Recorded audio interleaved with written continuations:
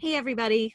This is Erin. You are listening to episode 4 of the If You Could See Me podcast.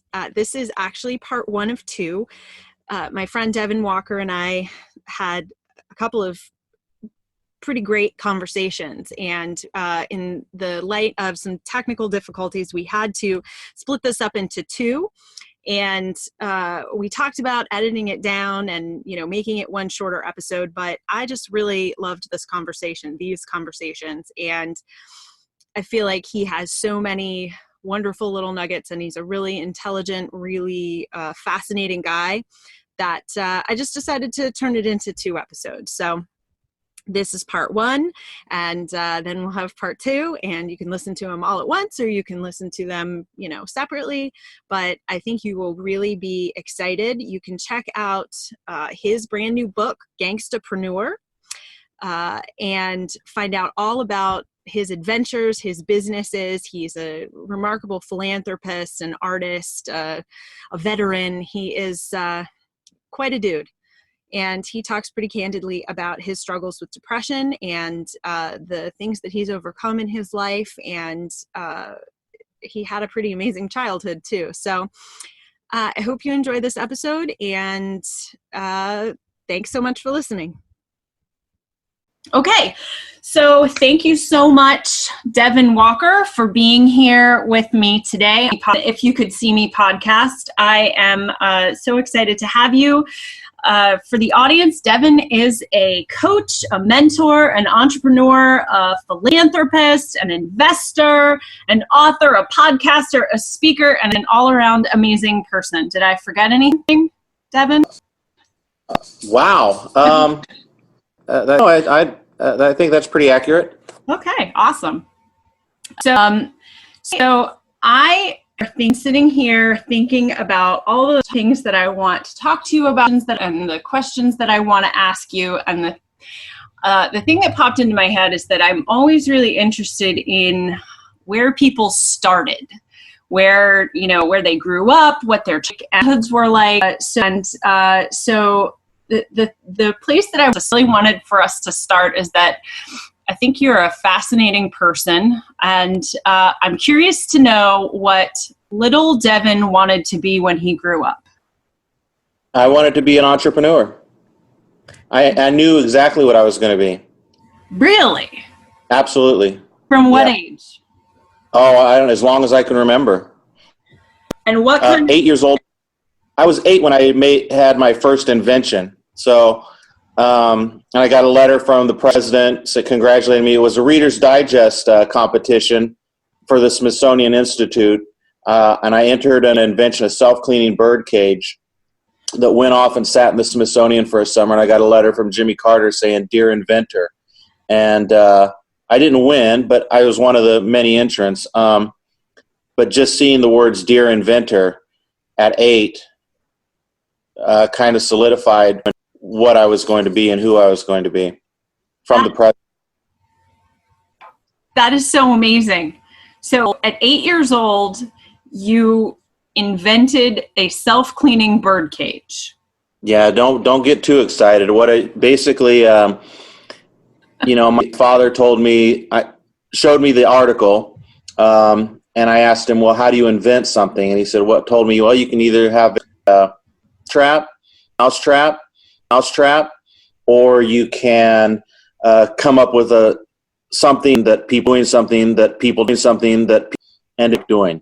And in my house in the 70s, we had parakeets, and you used to have this sheet of paper that would sit at the bottom of the cage that kind of had sandpaper stuff on it. And, the birds would make a mess all over it, and you'd have to reach in there through the little door. And it would I hated, and I was obviously the one that cleaned the bird. I thought that's the one that needs to be fixed. So I sat in my room and I thought about it, and I basically took the bottom portion of the bird cage and cut a slit on one side and another slit on the opposite side, and then hung those paper towel holders that go underneath cabinets. I hung the paper, just fed the paper towels through the 2 slits. So, you'd pull it through, and then when it was time to change it, throw it away. So I called it a self-cleaning bird cage. That is amazing. So that brings up all kinds of questions for me about what kind of, did you live in a home that was encouraged or outside the box or you know, that type of thing? So your dad gave you the article, but did he really support that type of activity? Absolutely. My father is a former State Department diplomat, all over the world growing up, from embassy to consulate to embassy to consulate, pretty much spanning the globe. One thing I can say, is that he never excluded me from any conversations that would happen at the house. And we've had presidents at the house, vice presidents, secretaries of state. We had all of these kind of people around the house. But he never at one time told me, "Oh, excuse yourself from the table," or "Go be a kid," or anything. And not that I was involved in any of the conversations. I just sat and listened a lot of times, and I'd catch something that they would talk about. But aside from that, from being allowed to participate or witness these kinds of conversations, or even on the golf course with them. Aside from that, anything I wanted to do, and I wasn't spoiled in any way. I had not tons of toys by most other standards, but when I wanted to take up golf, he taught me how to golf. He got some golf clubs, cut them down, and then we spent countless and countless days and hours on the golf course and on the driving range. When I wanted to ride BMX bikes, I got all the safety equipment, and he taught me how to put apart a bicycle and put it back together. When I wanted to surf, he was the one that went surfing with me. I wanted to go scuba diving. I want to take scuba classes. And they said, "Oh, you have to be 16 to take scuba classes." And I was 13. Well, my dad got classes. He encouraged me to learn. He got me his first microscope. Anything he was, I think, and always encouraged, I think. And I don't know if he wasn't overly, like some parents will be, I don't know, stage parents, I guess, type of thing. He wasn't to that extreme, but he made sure I knew the foundations and the basics of any genuinely interested in. And he also made sure that I was genuinely interested, and that I did actually work, and that I actually learned what the dive tables were for scuba diving, and on all these things.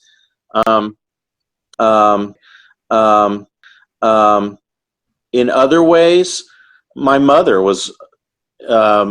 She introduced me to Motown. She introduced me to music. I mean, my dad also was very musical. He liked Elvis and Johnny Cash and things of that nature. My mom was into Motown and the Beatles and the Stones and the other side, I guess. Wow, yeah. So that's like a convergence of the two sides of the polar sides of the popular music. Hey, when people are like, "What's your favorite kind of music?" I just love music. Right. And I think that all came from them. And my mom encouraged me to write. Those sorts of creative things, to paint. She sewed. She loved sewing. In fact, when she was a child, she won some singer sewing machines, and she had won some sewing contests and had to make her own clothes. Right. She would always sew, but she encouraged me to do the more creative, hands-on types of creativity, I guess, projects. Wow. That was a girl. So I would have asked you if you would have describe myself back then. I guess intuitive, or no, I was more of an explorer. I just liked to look or write a book or writing, trying to find a destination. And yeah, I would actually physically go out and explore too. I love to just go walk. And when we lived in Hawaii for a short period, and I would just get on my bicycle in the mornings and go all over the island. It's amazing that my parents would let me do that, but I'd find myself in the middle of pineapple fields or sugarcane fields or mountains and to me, it was the same kind of exploration that would happen reading a book or writing a story. Wow. Everything I did was very exploratory. That just sounds like such an incredible childhood. And a thousand questions to ask throughout that whole description. It seems to me that growing up in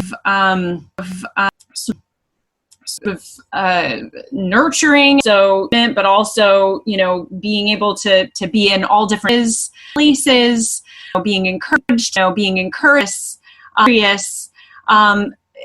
All of that sort of fosters the necessary things that you need to be an inventor or to be an entrepreneur or just to sort of see what is possible in the world. And one of the questions that I had actually, sort of written down because of the nature of your work and what you do is, how important is curiosity to you? And you just sort of answered that, but, obviously as a kid, but in your experience as an entrepreneur, how has that sort of carried over into your adult and your professional life, that innate curiosity? I think I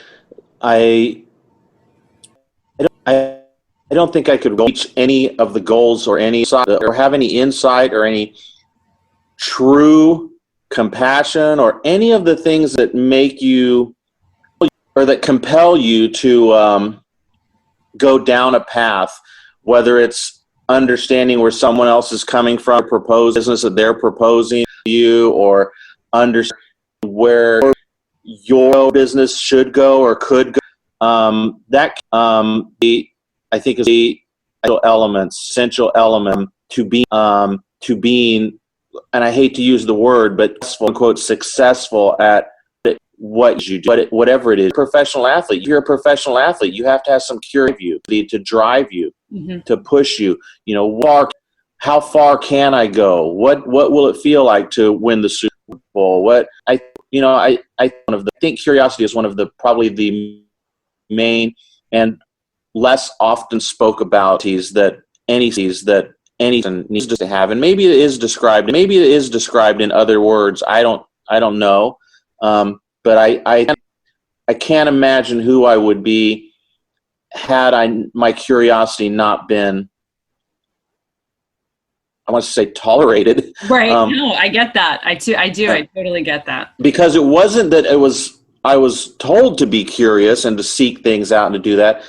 But I was never discouraged from being curious. And it sounds like it was support. So, it was just you, the world was open to you to explore, at your discretion, and, whatever you showed, and it was like, okay, as long as we see you're willing to, do what needs to be done to make this happen, we'll support you in that. Absolutely. Yep, absolutely. And I mean, it was cooking. My mom and my grandmother, I asked how to make tortillas, and they showed me, and I learned most of their recipes.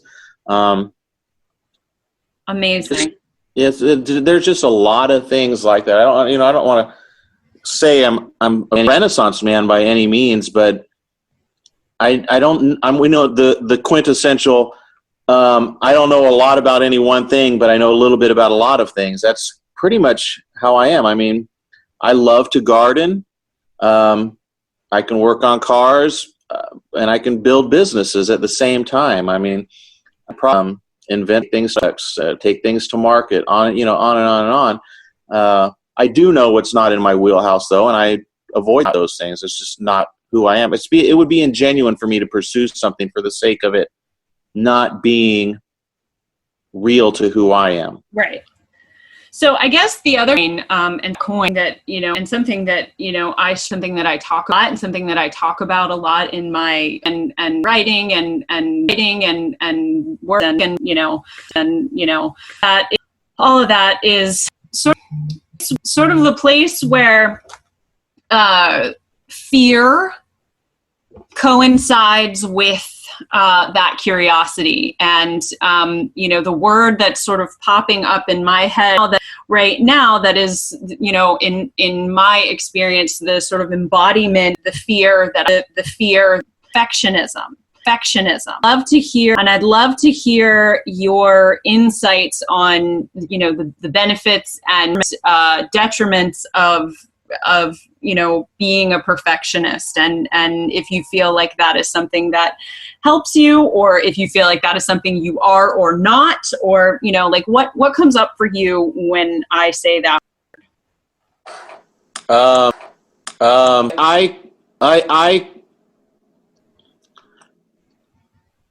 I am not a perfectionist. I grew up Buddhist. That was another thing that Buddhist? we. Oh yeah. That's amazing. My mother Buddhism from the first days, from the beginning. I grew up Buddhist, but I grew up Buddhist. Understanding of the world, and that all things pass, and that nothing is perfect. Right. So I did understand those concepts from an early age.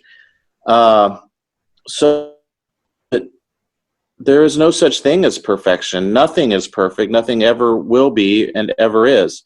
It's an unattainable goal.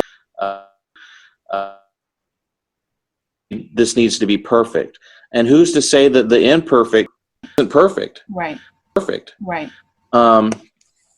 It's as far as being as by perfection, my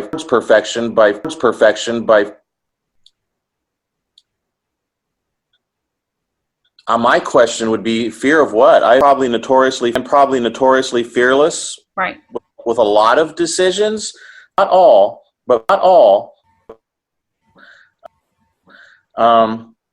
Because I don't know what could the consequences be that would make me change direction? No, I guess give up. Right.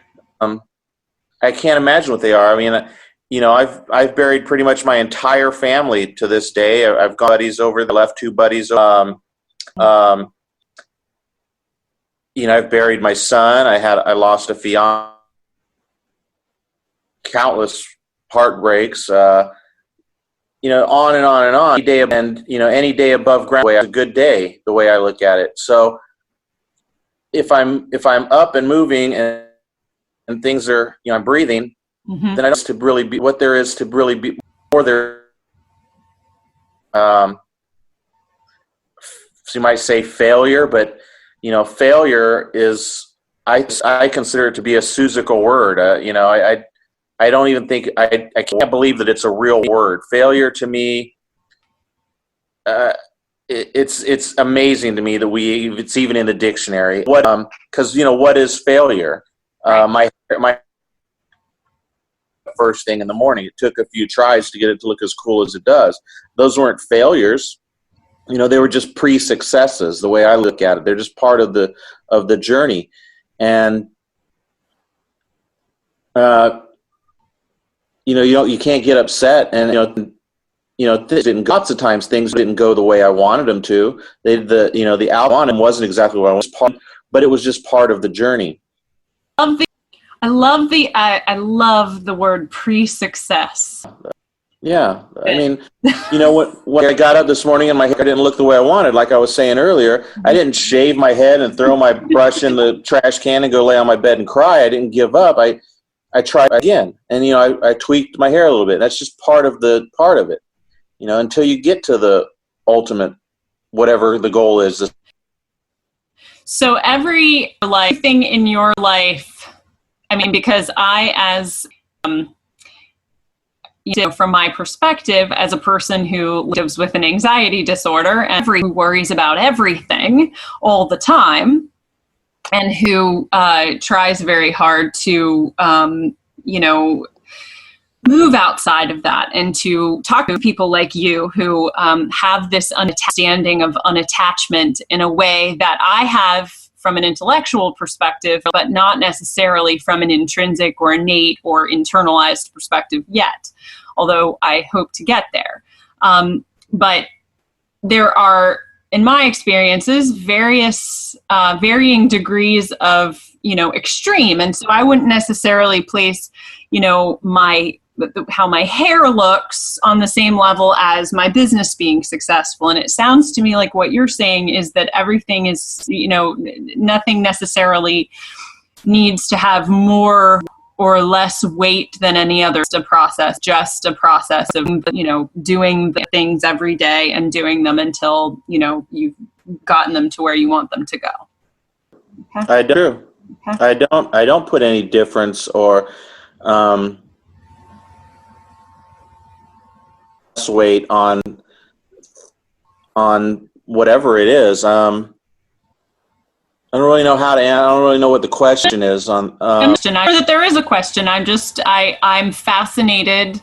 And I'm excited. I think that's the way it is with most things, to be honest with you. I mean, because my whole life has been like that. I went into college. I went into the music industry. So there would be days where I get to meet a Beatle, but then there's literally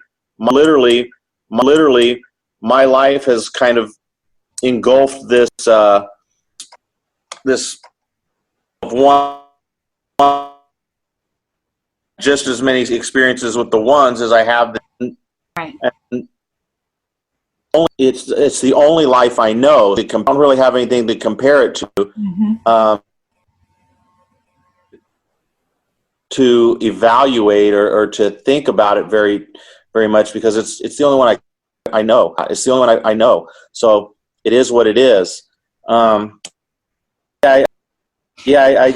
do think of things as any day above ground is a good day. I don't really celebrate birthdays or holidays because I don't see any one day as more important than the other days. Right.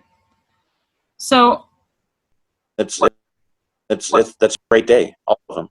Right. So I have your story that I have in my book. My grandfather, my paternal grandfather was, first generation American. Parents were always used. He always used to say this Yiddish phrase to us, which was "sei gesund," and "sei gesund" means "be well." And he had schizophrenia, and he had a very difficult, challenging life. And, but he always said that to us. And I was working with a local photographer and a group of Holocaust survivors in our community. And we were taking photographs as part of a larger community project of all of the Holocaust survivors who were still alive in Richmond, where we are. And one day we were having a sitting with this gentleman who was in his 90s, who had been in, 7 or 8 concentration camps, and was telling us a story about his life and about that experience for himself. And we asked him, what his thoughts were and what wisdom he would want to impart. And what he said was, "Sei gesund," be well. If you're alive, you should be happy. Absolutely. I agree 100%. Yeah. So that it strikes me that people, have experienced the worst, things that, life has to offer, and death and death and death, and the deep that these types of pain that you were describing before, with the loss of a child and broken hearts, and,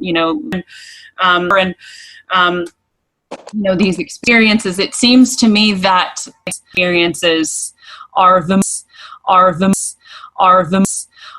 most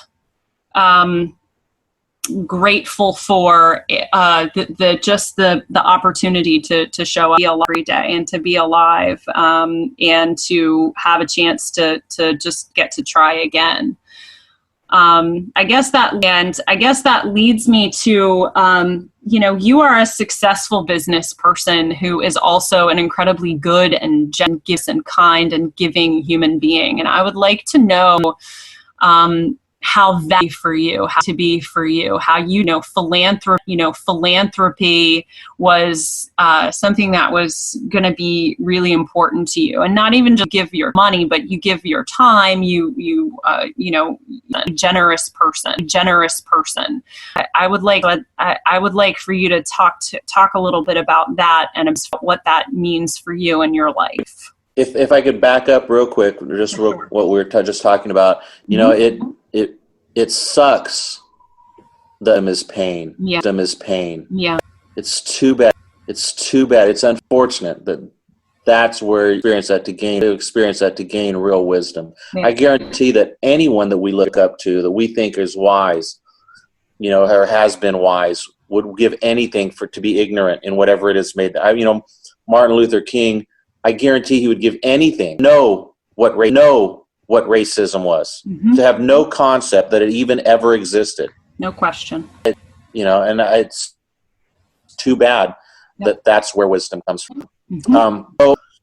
So as far as kindness and giving, and I do get asked about it a lot. I've been called extreme altruist. That's not a terrible thing to be called. Pretty amazing. Yeah, and it's. I donate 50%. And I have my income, and I have for over a decade. And I do write some checks. I do some checks. I do Humane Society, Cancer Society. There are some like that I donate to every year. But a vast majority of what I like to do is what I call hands-on. I like to actually be involved, and from the ground up, not just anonymously sending checks. And you just tell me what they do at the hospital. The things they do at the hospital. Recently with the flood down in, I couldn't go. So I found a restaurant that was opened, and I got a hold of the owner. It's a pizza place. I did the same thing in New York when the hurricane hit New York, and I said, look, anybody that comes in there in uniform that's a relief worker that's helping with things, their meal is on me, and at the end of the month, charge me. And I did the same thing with Texas. That's not directly hands-on. I feel more an organization, something to an organization. And not that I'm saying that's not a good thing to do. Of course, absolutely.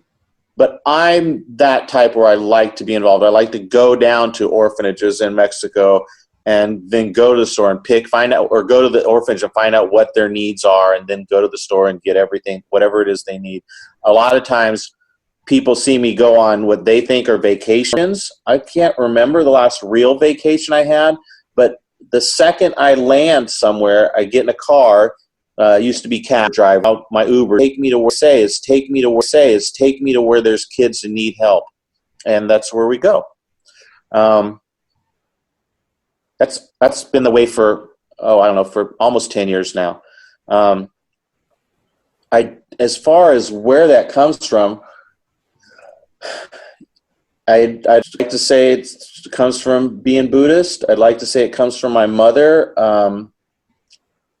and grandmother, who were both very, very loving people. They've certainly taught me the definitions of love. But I don't know that it really comes from anywhere. I don't do what I do. I don't do it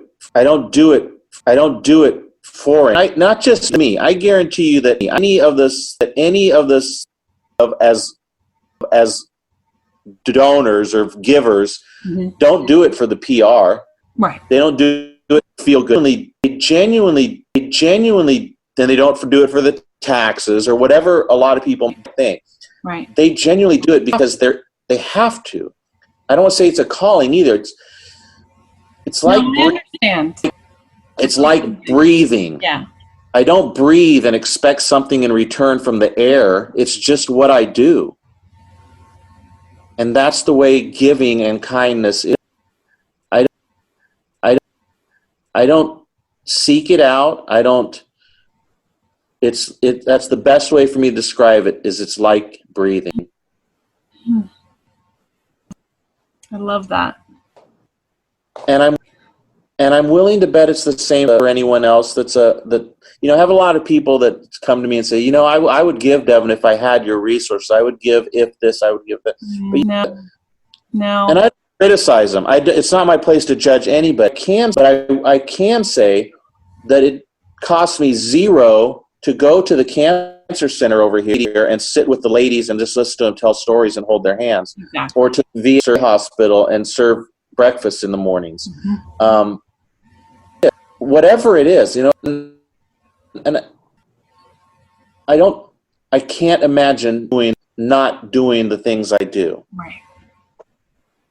No, I think once again, it's funny because everything always goes back to my grandparents, but the other half of the grandfather that I was talking about earlier is, my grandmother, my bubby, who, spent 47 years with a husband who had schizophrenia and was diagnosed shortly after they were married, and was encouraged to institutionalize him because it was the early 50s and that's what you did, and she didn't, and she they made it work until the end of their lives, and that meant that there weren't a lot of, and she had to bear a lot of the burden, and the thing that taught me that my life was that you don't need a lot of money to be incredibly generous. Your time and your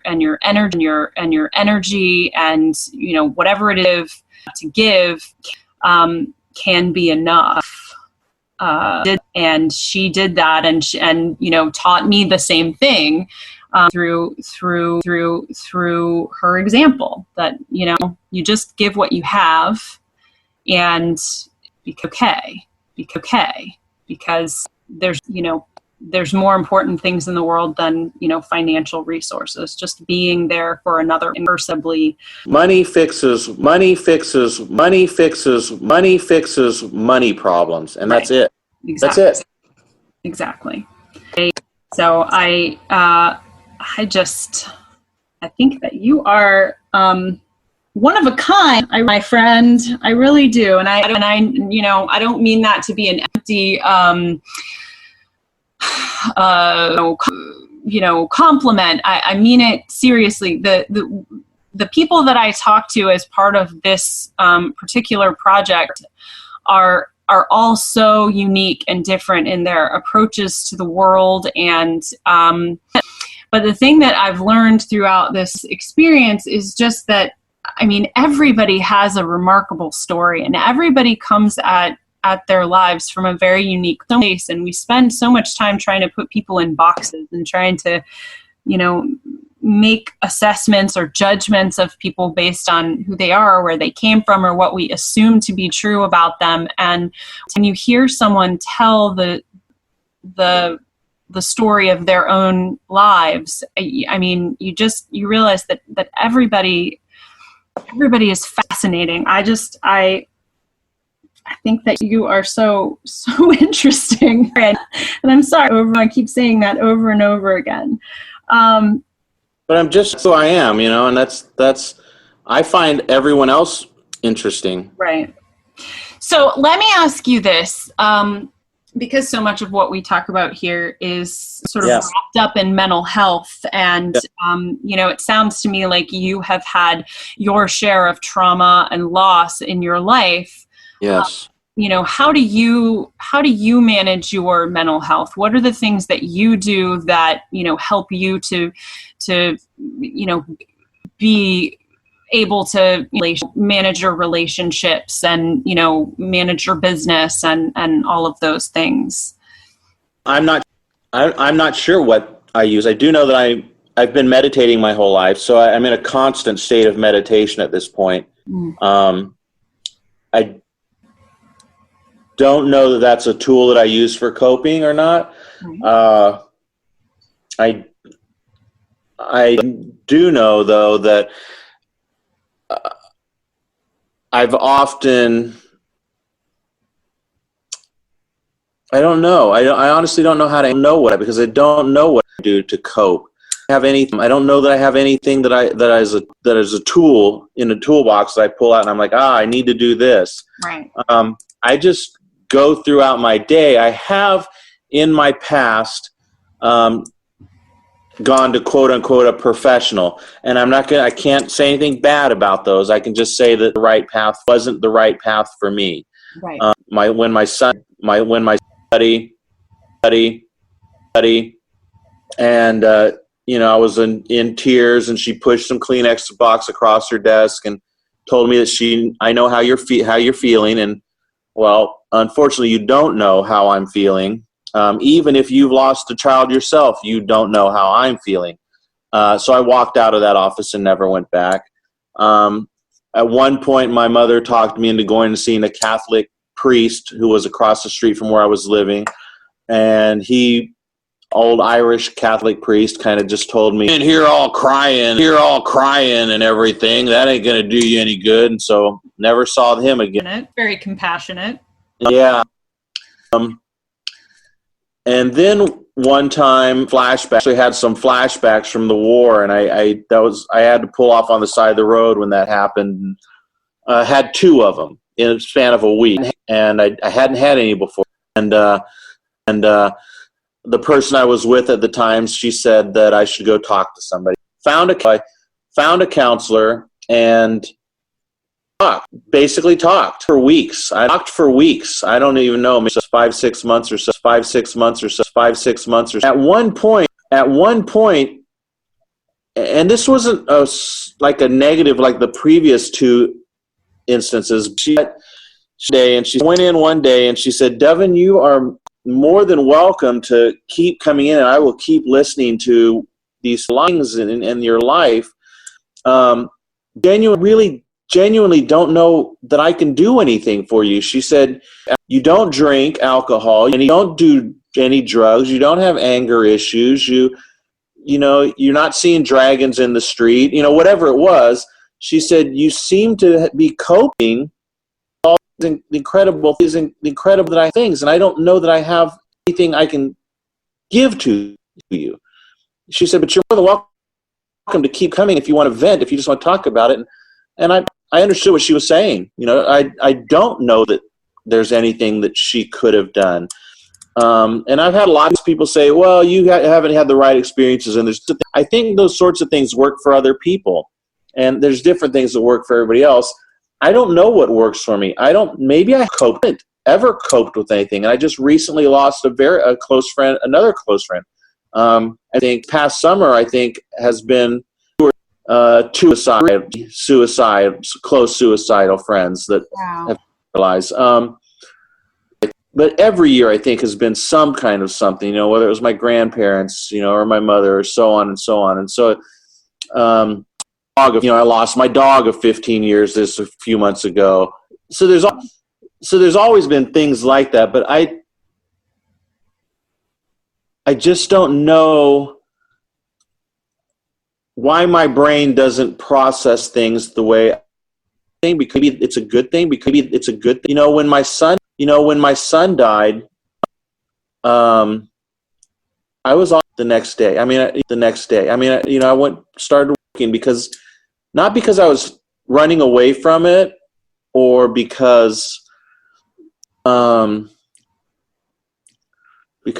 didn't know what else to do or anything like that. It was just what else. I guess the logical part of my brain would no amount of antidepressants or whatever somebody might going to try was going to change the situation. Understanding of the and that all things end. Is the life. Death is the greatest. Death is the single greatest invention. Life death is the reason that we do things and we love because we never know when that. So you have to get up. You have to do something.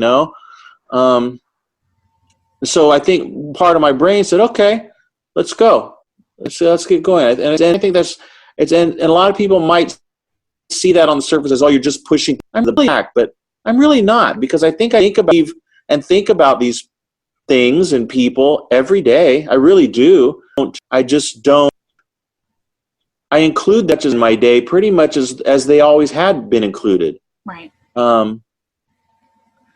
They're just not here. I just can't pick up the phone. But that's the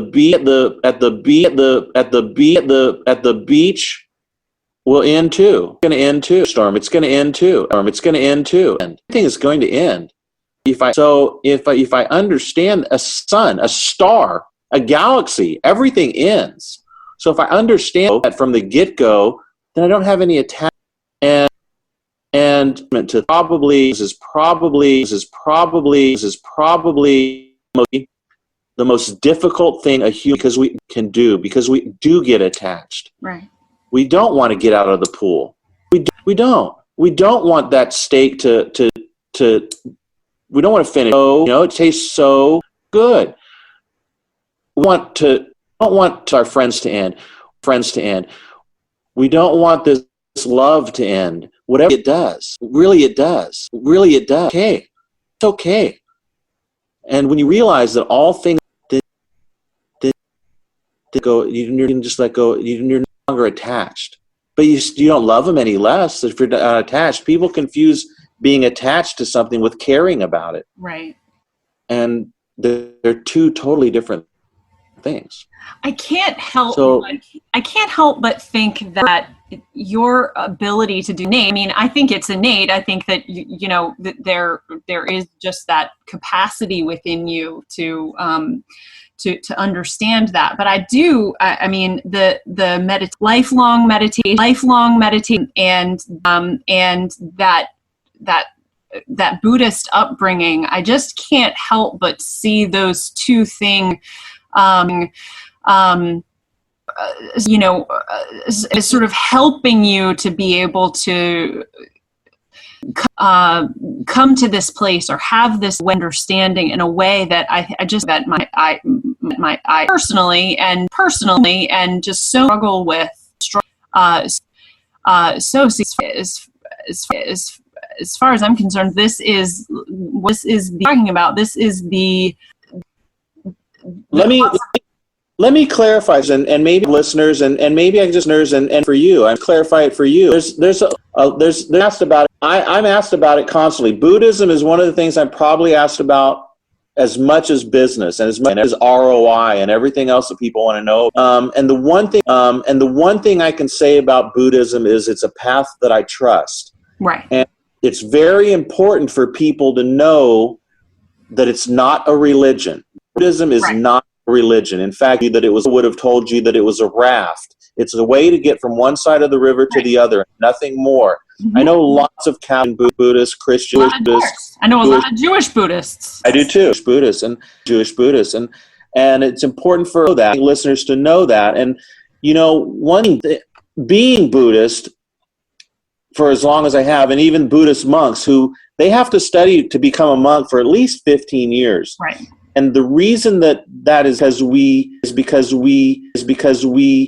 we are deep into understanding, and that's where Buddha came from. He wanted to understand where suffering, why we suffered, and to learn anybody to because more about his story, because it's actually a story, historical story. Yes. I mean, we know who he was, we know where he's buried, we know what his life. He was a historical person. His father was the king of the northern part of India, and he was around for about 600 in about 600 BC. Right. And so then, religion weren't very many religions at all. There was Judaism, which was probably the prevalent religion at the time. He was trying, he was trying to figure out why we suffered and how we can no longer suffer, how we can minimize our suffering. Right. And I would encourage people to learn more about his teachings. I hate to say that because it's going to sound very like I'm preaching religion or trying not. And that's why it's important for people to understand that he was a historical person. He put himself through a lot of suffering to understand, reach the answer. And so what we now are faced with, or what we've been left with, are and he taught. Right. And he taught for a long time after it, had his epiphany. He became a teacher, and that's what Buddhists do. They understand and they learn and they teach. And in doing, when you teach, you need to learn. And I would encourage anybody to really study and maybe read or watch. There's a great BBC documentary. But one of the things that's important for a lot of people to think it's important. I don't know if it's important. I think a lot of people would like to understand or know the most successful people on this planet, and you can Google it, all meditate. Yes. That says a lot. You can't Google, do the most successful people. It doesn't happen.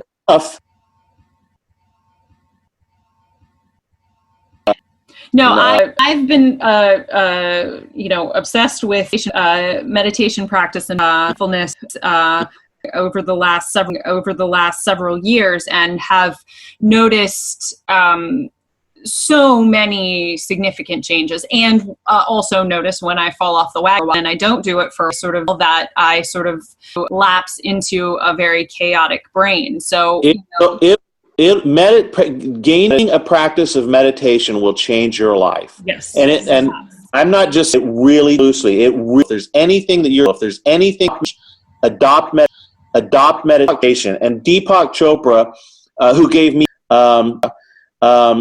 has I think it's on YouTube, where he goes down meditation 101, and he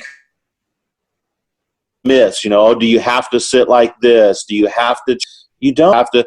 You don't. No. Take 5 minutes.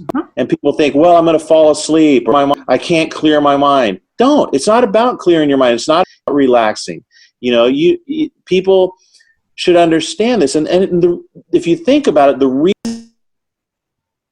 that people are successful who meditate is very simple. If you're a fish and you're in a river, and a river is a great place to be, much better than a swamp if you're a fish, and you're in a river, though, you have no clue what's inside of you, or what's in front of you, what's above you, what's behind you. You can only see what's coming, or what's right directly in front of you at that moment. Right. You certainly can't see you have no clue how far the river is in front of you, or where it bends, or if there's a waterfall up ahead.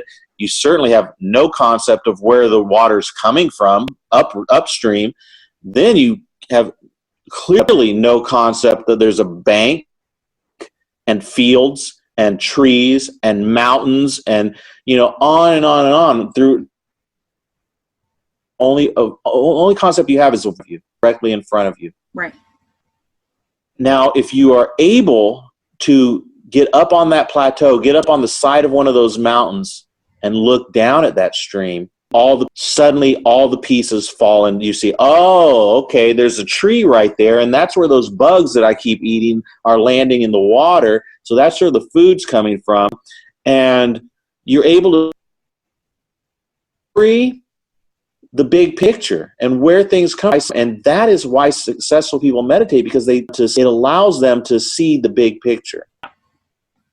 Absolutely. And it has been life-changing for me, even though, with all of the the elements of my own personality that I have historically struggled with, I find that that this has been one of the few things, other than which medication, which I am a proponent of because I need it, that I feel like I've been fighting against my own brain for, the better part of 40 years. I'll be 40 in a few months. And, within the last 2 or 3 years, since I started a regular meditation practice, I feel like I'm able to sort of lasso the chaos a little bit, or of it in a way that is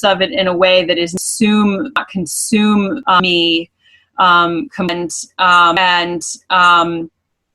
it has completely changed my life. But I look at myself as a baby, sort of baby in this world of meditation, and then like you, who look at someone like you who's been doing their entire lives, and I can't help but notice, just based on this conversation, that it is definitely it has to be, at least then merely, other than your natural personality, part of why you don't seem to struggle against the world in a way that so many people do, and that is something that I find really fascinating.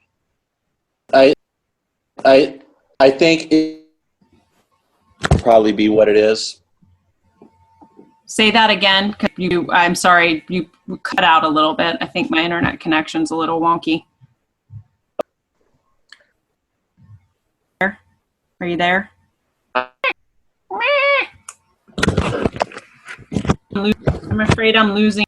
Hold on. There? Are you there? Hello? Okay. I hear you. Testing? Yes. Can you hear me? Okay. Yeah, I can hear you. Yep. Okay. Sorry. Okay. Sorry. Go. Please continue. I think that if I have any, it would certainly be one of them. But it's just another.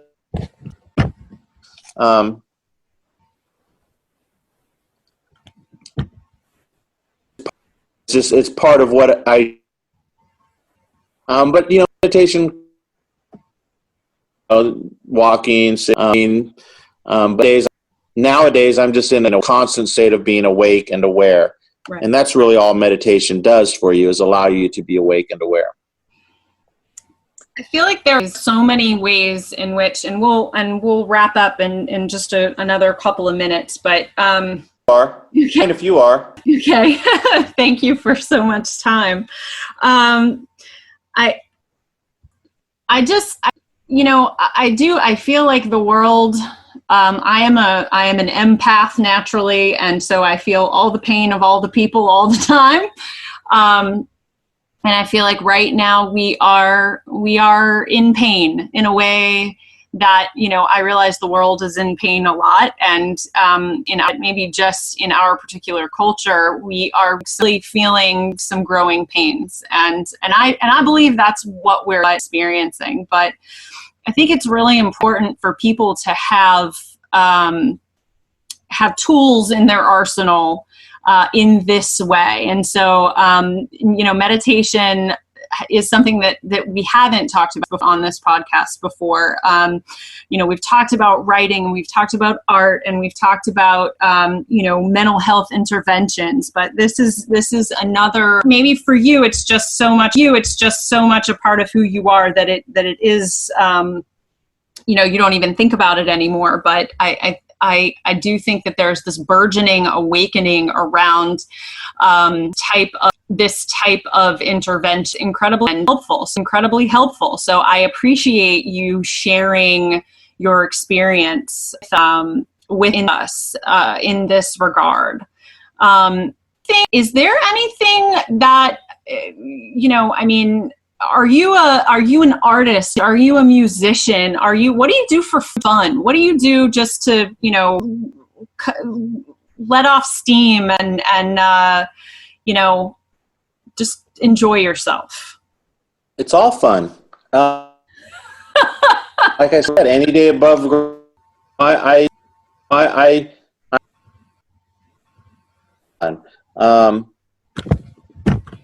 paint. I play piano. Abstract. I have a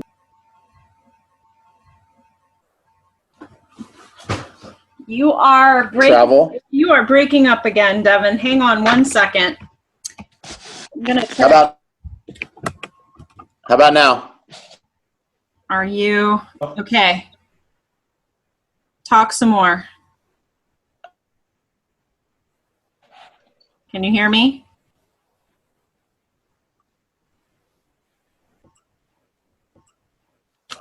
Are you there? Yes. Okay, I'm really sorry. Okay. I think we're fixed. I hope. You get. I mean, to cook. I love to. I paint. I play also. Guitar, piano, ukulele. Write. I write. I out. I live by. Yeah. There's a quote by a guy named James Missioner. Yeah. Do you know who he is? Yes, that's the quote on your website. I love it. It's my favorite. Right. And I live by says the the art of living makes little distinction between his work and his play, his labor and his leisure, his mind and his body, his information and his recreation, his love and his religion. He hardly knows which is which. He simply pursues his vision of excellence at whatever he does, leaving others to decide whether he was working or playing, because to him, he is always doing both. It's amazing. It's that to me. It's really hard to do. I believe it. I agree with it, but it's hard. It's just a statement. Huh. Hard. To me, I can't imagine existing any other way. To me, some of those tests that kind of determine if you're more right-brained or left-brained, and I've done it like 3 times, and every time I've come out 50-50. 49, 50-50 every time. Wow. And I've been, but that comes across in a lot of other ways. Because what part of your business do you like, Devin? Do you like the creating the innovation, the creative, the design, all that stuff? It's 50-50 for me. I love the number creative aspect of doing. I mean, and I saw to as much because that you can't have one without the other. Have to love both of them. Right. Hold on, you're breaking up again. Are you there? You're breaking up again. Okay. Sorry. Okay. I'm trying to.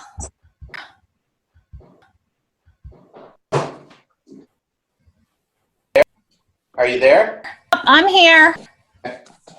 Okay, I'm okay. Okay. Okay. Offer where you left off, or. Oh, you said you like. You have to like both. Have to be. In the creative as much as the numbers. And It has to be.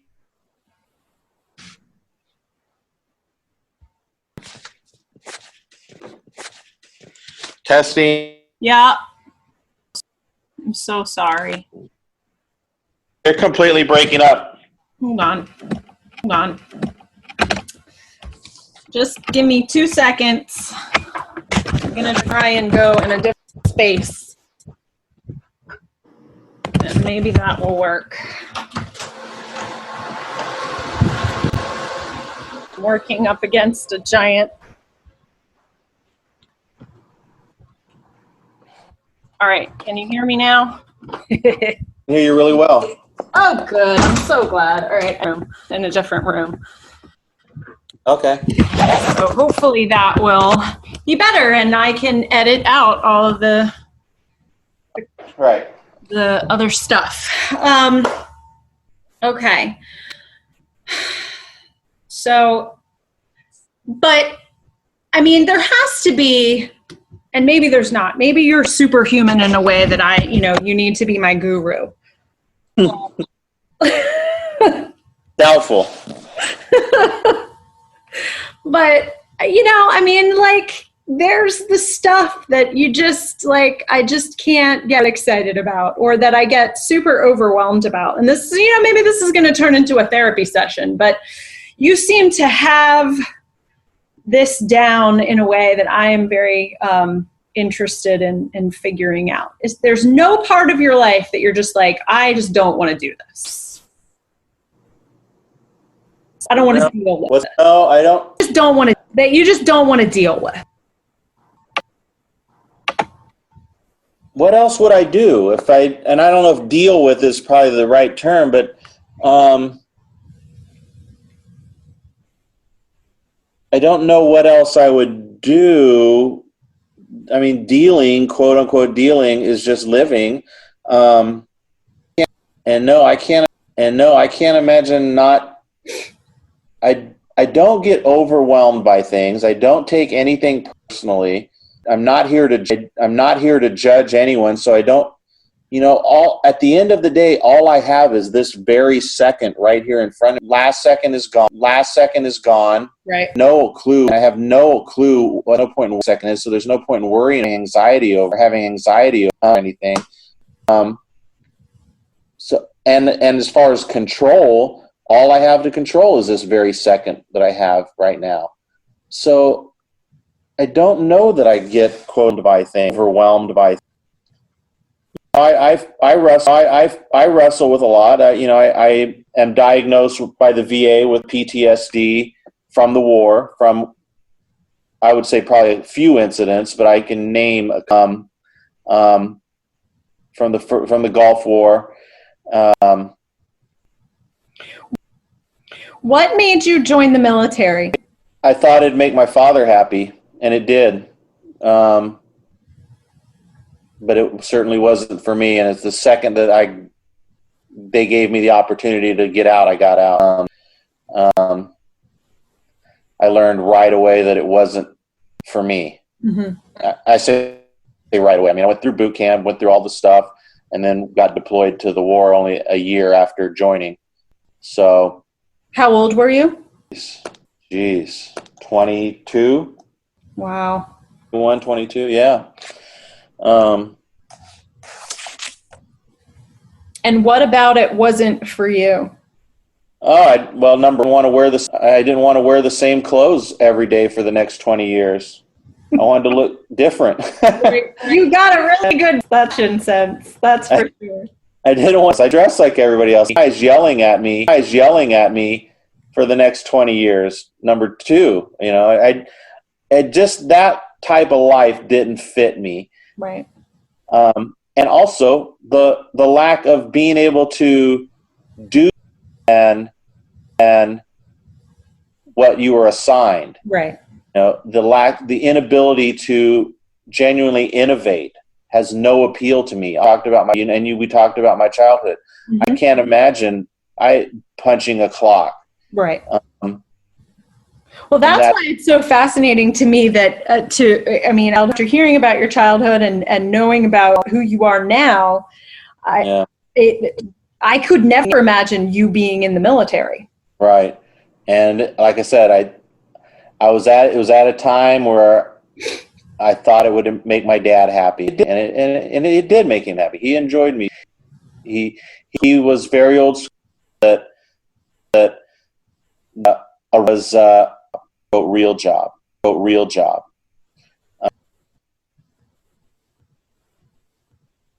Things like GE and those sorts of companies are the things that he thought were real jobs, and the military was another one of those for him.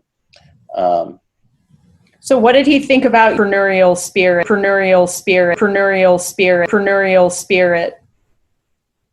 What did he? Yeah. What did he think? What did he think about that?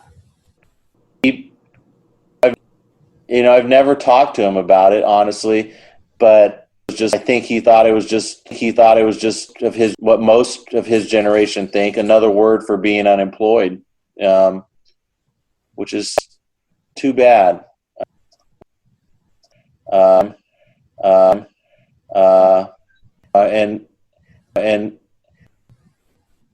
he just, I don't think he sees it as a real thing. In fact, when I went into the music industry right after I got out of the military, and told his at a company. I was working at Warner Brothers. He told him I was working at because he didn't understand, or he didn't know how to explain it to them, or because it was music is music and none of it was legitimate. Music's not a real job. Gotcha. Yeah.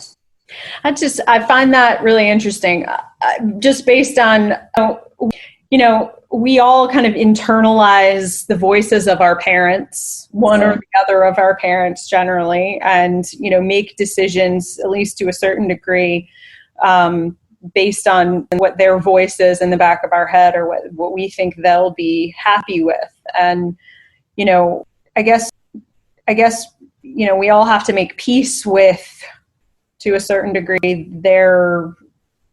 whether or not they're going to be disappointed, or whether or not they're going to understand us. Did you go into the music industry as a rebellion, so to speak, going from one extreme to the other, or live the life that you wanted for yourself? Guitar. I had always played guitar. And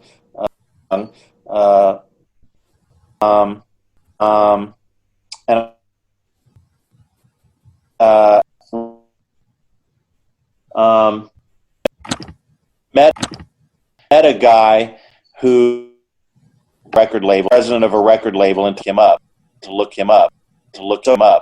And so this might be my, and I bands out with some bands. It just seemed like the low hanging fruit, and I thought, okay, it was going to be a record. Became my mentor. Was actually his finger on the pulse of innovation, and that's how I got involved in the whole internet world. And that became a whole different thing. But music, and that came through my dad and my mom. It just made sense. It just made sense to me to go relation.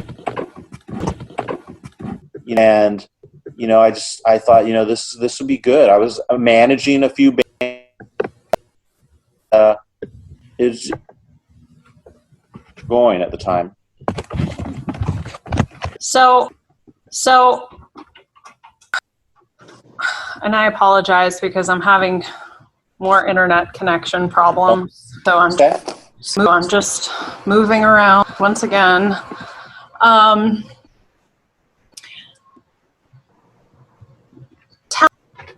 Tell me what a gangstapreneur is. Because that's the title of your book. Right, that's the book that's coming out. And, I do a lot of public speaking. I'd like to do more. I'll be speaking at SEMA again this year in Vegas, the second year in a row. But I've been asked for a long time, do you have a book? People want you to have a book when you're speaking. Right. I was like, when am I going to find time to write a book? So finally what I did is I found a ghostwriter and got him, together, and we collaborated for about a year. And then I found Justin at Motivational Press and told him what I was doing, and came on board with that whole thing. And finally the book was starting to take shape. But let me back up. So I didn't want to write a book about me. I maybe someday, But right now, I'm just one of thousands, tens of thousands of successful entrepreneurs out there. Or one of thousands of self-help, feel good path type of happiness, whatever. I didn't want to do that. So I thought, I'll do some books that can gain credibility on my knowledge, and then eventually I can come out with that book. And maybe this path will bring me into a whole new things that'll be important to have in a book about me someday. Well, so the first one was because I have a list of some concepts in this quote unquote big picture that we were talking about. I'm very much a big picture person. I like to think that everybody sits down with them and looks at the cover, putting a puzzle, or they start putting a puzzle together, but I'm finding out that most don't. A lot of people just pour the pieces out and start putting it together. Right. But for me, this big picture involved this idea of creating a path of authorship and being able to tell my story. And entrepreneur was one of those. And what happened was I was in the hospital for pancreatitis.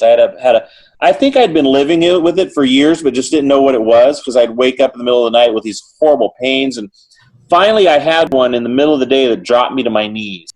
Ambulance took me to the hospital, and they induced a coma for, I think, like two and a half days or a day and a half or something like that. Oh my God. Because the pain was so severe, that was the only way they could control the pain, was to induce coma. And then I was in the hospital for treatment for a month.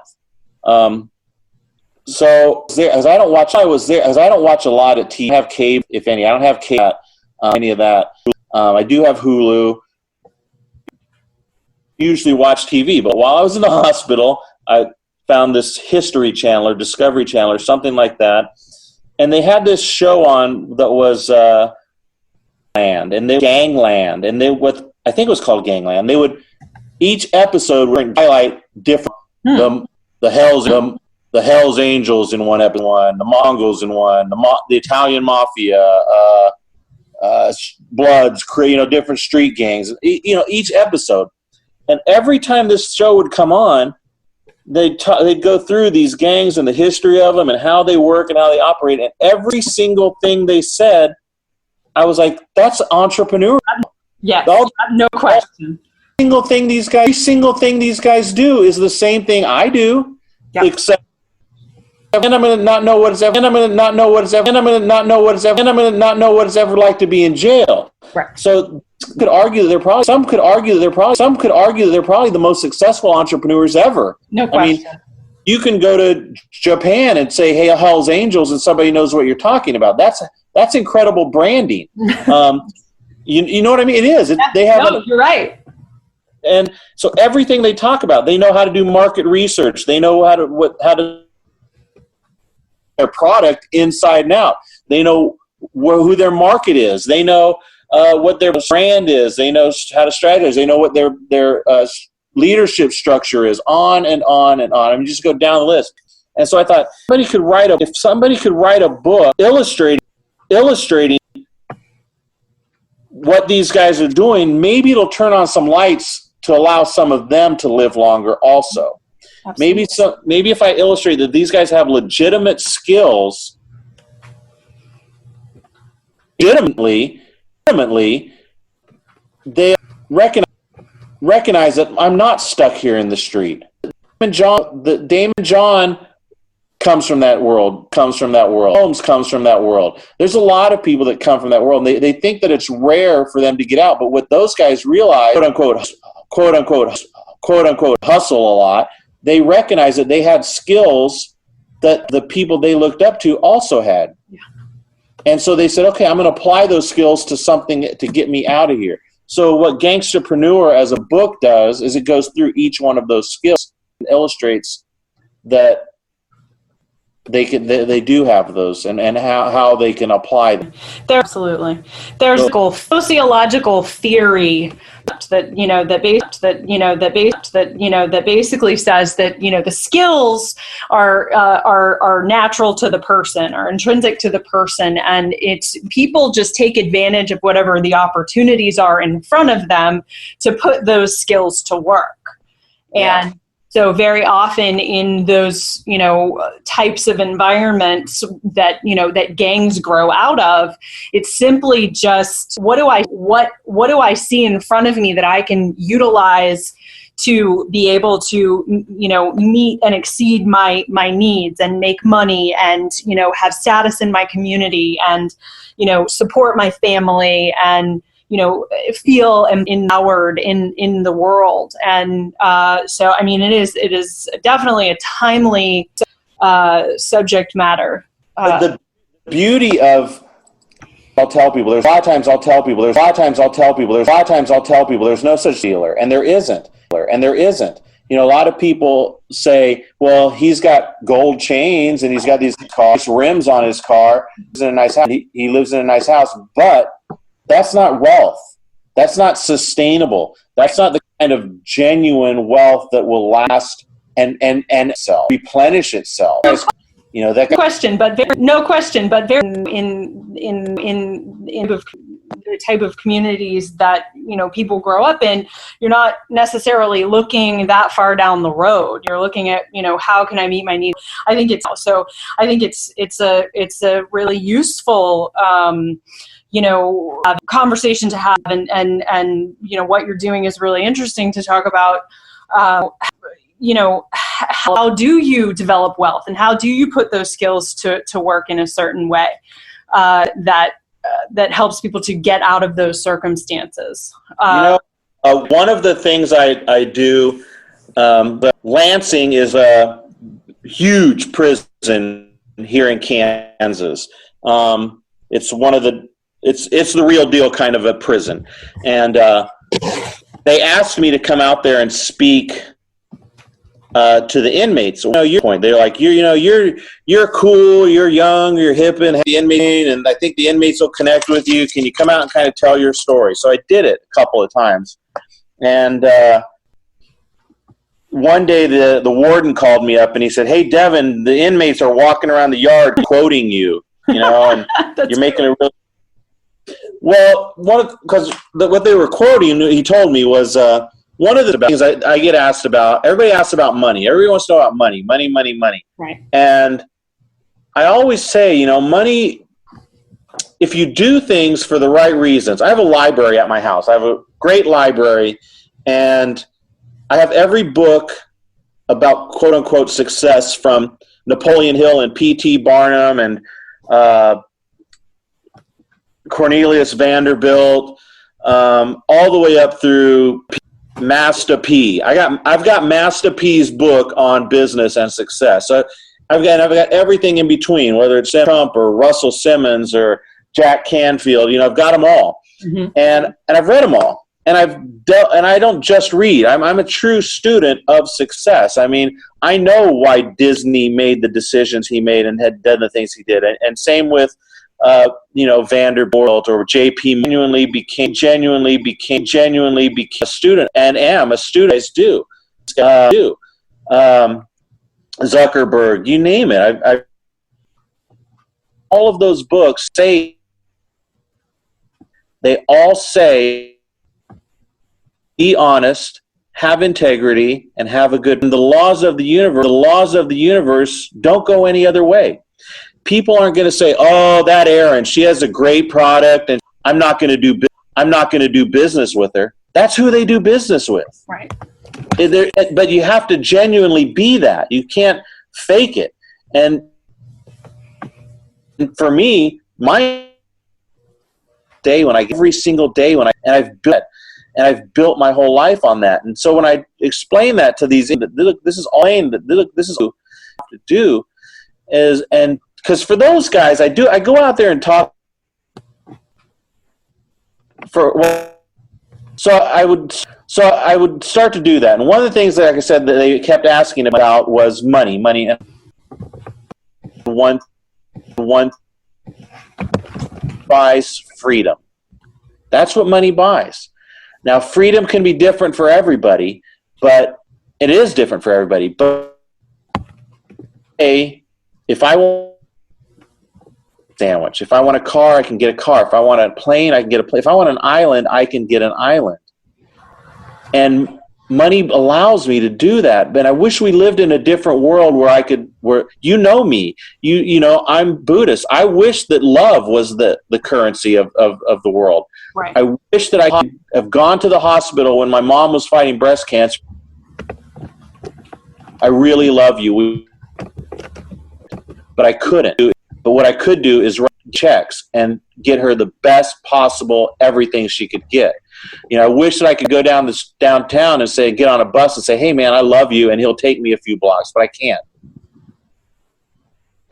Allow me to do that. Unfortunately, but it's not. So if you want to make money, and if money is the thing you want, then you have to know these rules of the universe, and they really do that. Money, times. And if people are listening and they say, oh, well, it's not that simple, it really is. If you work hard and have a good product, not work when you want to, if you're honest, will make it. That's how every one of those books in there. That's what all these people say. Gene Simmons, you go down the list, who came here from Israel. The other kids used to throw pin. You know, and they stood true to who they were. Warren worked hard. Warren Buffett. There is no shortcut. There is no short path. So he told me that the inmates were walking around the yard saying, if I want a sandwich, I can get a sandwich. And yeah. And so when he told me that, though, I realized that these guys needed more than just me to be me. They needed access to me. They needed access to my peers. They needed access to my business attorney, you know, who's $1,000 an hour. It's somebody they'll never, ever, with. And I called my attorney and I said, hey, this is you come join. Will you come sit with these guys for an hour? And he said, Devin, if the state called me and asked me to do it, I'd tell them I don't have time. But since you've asked, I'll be there. And he's gone probably 24 times. And so I would tell these guys, that this is, and so that was kind of the way it went. And when the warden called me and told me this, I had sort of an epiphany that they needed more than just me standing up there talking. I called him back and I said, here's what I want to do. I want to start coming there on Monday nights, and I want to have a group of guys, 10 to 15, that have less than 2 years left, that are going to be getting out. And I will create entrepreneur. I will turn them into entrepreneurs, because it's hard enough for you. Number one, it's hard enough for you and me to get jobs out here nowadays, let alone those guys. They're just not. They're not. I mean, the truth is they're not going to get jobs. Might be a little, second reason might be a little selfish, but when they get out, they're going to become our neighbors. And I'll be honest, I'd much rather my neighbor was pursuing a coffee shop or a landscaping business than whatever guy came there in the first place. You know what I mean? And he would saw, or too, if he saw or she saw that there was a possibility that could turn into a something. I mean, what people need is hope. They've never had anybody say, "Oh yeah, that's a great idea. Let's run." So that's what I do on Monday nights out there with those guys. And the governor had me out to do 2 years ago, and yeah. He had me and a few other Department of Corrections people, and their numbers, and we're all through their numbers, and we're leading, and I was kind of just really in my own business because I'm there, but I belong there. But at one point he says, Devin's got this program, which it's not volunteer, just go. He said, rate here in the state is 48%, which inmates, the rate at which inmates leave prison and come back to prison. Yeah. Devin has had 172 inmates go through his program, which once again, it's not a program. Of those 172, I've had 9 go back. Wow. Yeah. Right. So it's totally possible. These people change people's lives, having these light bulbs come on. And so that TV show and this whole experience with Lansing, with the prison, was the inspirations between Gangsterpreneur. Devin, I think that you're just so amazing, and this is so amazing, and I want to learn more, and I want to talk to you about that non-program program, and I just, it's so incredible. See, the thing is, when these guys walk out of those gates, they usually walk out with what they came in with, and like and walk out a year after a year, 2 years with me. They've got a business plan, a marketing plan. I've vetted them for the past however many months it's been that I've worked with them. They've sat with my attorney who's gone through and told them how to file their LLC, on and on and on. They have a real plan in their hands. The second they walk out of those gates, they've probably developed prototypes because they've got plenty of time on their hands. Exactly. So they've probably got prototypes even. Most of them do. So how does that become something that is national? How does that become something that helps people all over the country? I do know that they're here. He calls what he calls a mentor, couple years, but it's really just a civilian parole officer to check. They have to check in with. It's not the same thing. It's not the same program. Right. They kind of, these mentors that they hook them up with are usually business owners, and they kind of think they're going to mentor them, but they get out and they're faced with, I got to get diapers. Right. Or my ex-spouse now is hounding me about, they don't really have a genuine plan, and they don't have anybody they don't have a network still, and and don't get me wrong, I know that they were in there for a reason. Usually the guys, though, that I deal with, in fact, every time, they're guys that just were stupid. But they've got 2 or less, so they're all years or less. So they're all minimum security people. But they do get caught in the system, and eventually they do something big, unless their lives change. That's what it all boils down to, seeing the possibility for life to be different, seeing that there is an option to make different choices. If you don't feel like there's any reason to make better choices, or that there's hope in your life, then what? Right. So it's an incredible gift, and I think that when you start with that sort of is in fact a human being, that they are not a statistic, that they are not the neighborhood they were born into, they are not the family they were born into, they are not the diagnosis that they've been given or the label that's been attached to them, but they are exactly the same as you are. You are a person who has ideas and it's about, you're curious about what might happen, and you're excited about certain things. And there's nobody on this planet who does not possess all of those same qualities. And when we start looking at each other, that you, in the way that you have, been acting, anything is possible. It's how I see everybody too. Everybody, a lot of people come to me oftentimes and they're like, well, if only more people could be like you, Devin. And everybody can be like you, Devin. I feel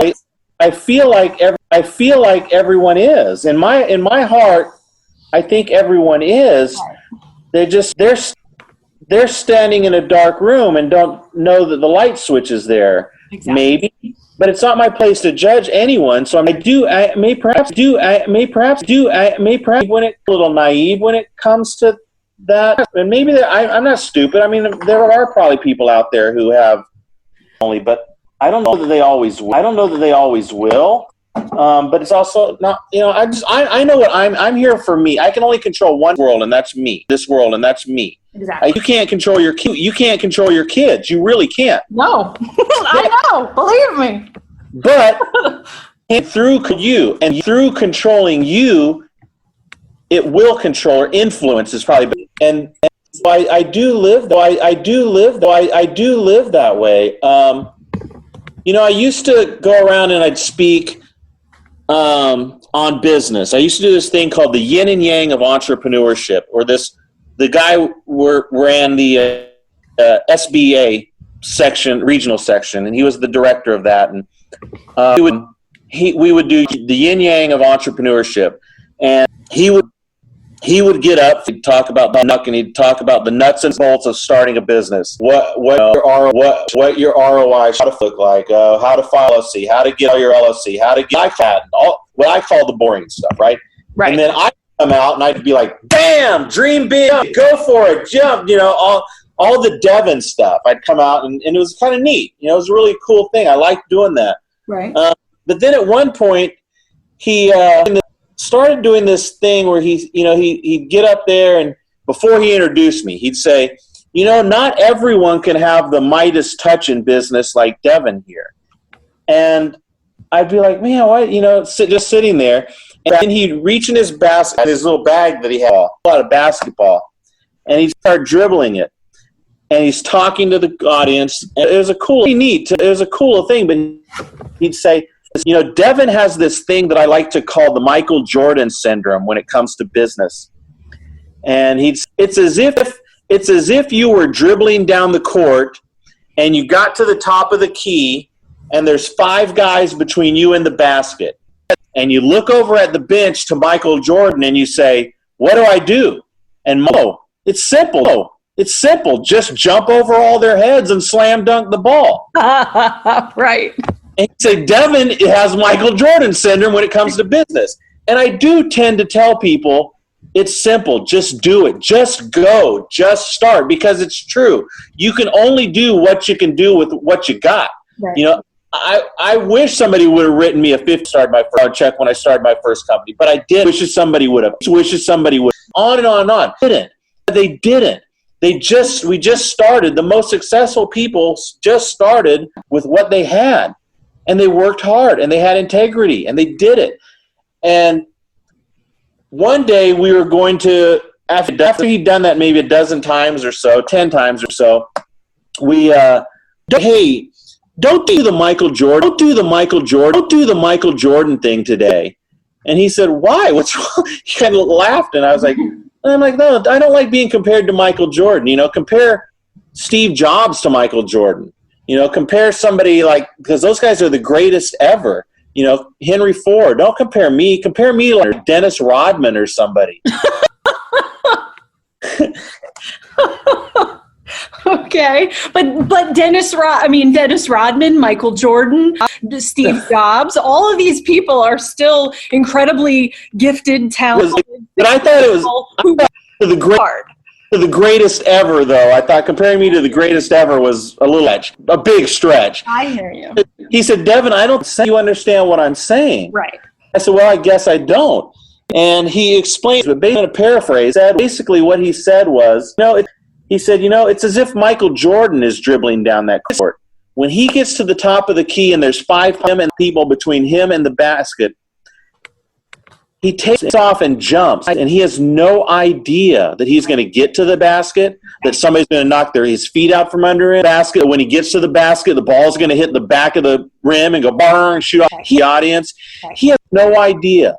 But based on his experience, his education, his gut instinct, based on everything that makes him Michael Jordan, he's willing to take that jump. Exactly. He goes, that's you.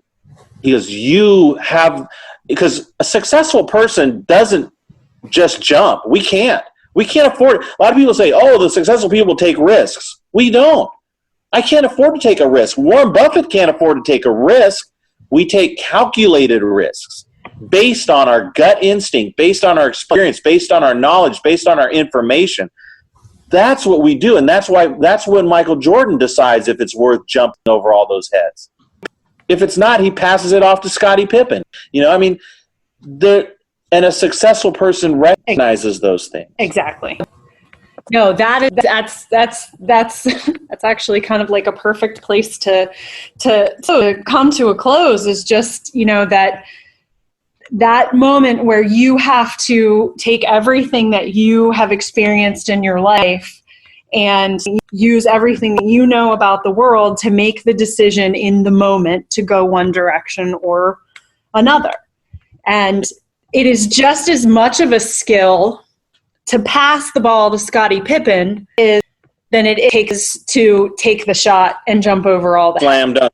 Yeah. I mean, you have to know when is the moment. What's the right decision in the right moment. And I think that learning to trust your instincts and to trust your experience and to trust yourself is I don't know you can teach that, but it is probably the most important ability a person can acquire throughout their lives, and that are very often that is the result of the wisdom that is gained through quote unquote failure or pre-success, which idea that that through all the pain and through all the struggle and through all those less than stellar moments, we to the place learn from all of that and have that be how we get to the next step, how we know to slam dunk or to pass the ball in any moment. We only get to do this once. This isn't a dress. Right. We only get to listening. You're probably like, listening. You're probably like, listening. You're probably like, Right now, I only get to do this. In this consciousness, you only get to do it. Right. I'm not going to waste. I can't waste. I don't actually. A lot of people. I feel like I'm never. I'm running. I'm running. I'm always traveling. I'm always traveling. I'm always traveling. I'm always traveling. I'm always doing. But to me, it goes back to that James Mill. It's just what I do. Right. Is there anything that you want to leave us with? No, just that. That's good. It's really good. Well, I can't wait to read your book. And I can't thank you enough for giving me so much of your time today on this Sunday afternoon. It has been such a pleasure to talk to you and to, gain some knowledge from your wisdom. Let's do it again. Okay. I would love it. Thank you so much, Devin. Have a great day. You too. Take care.